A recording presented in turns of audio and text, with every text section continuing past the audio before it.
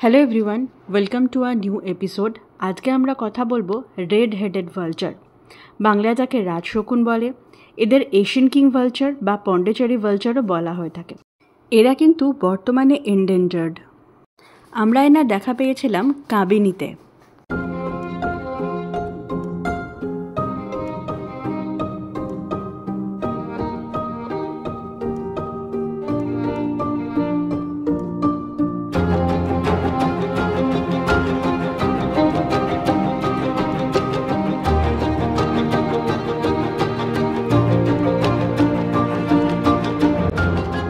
আপনাদের কেমন লাগলো এপিসোডটা অবশ্যই জানাবেন।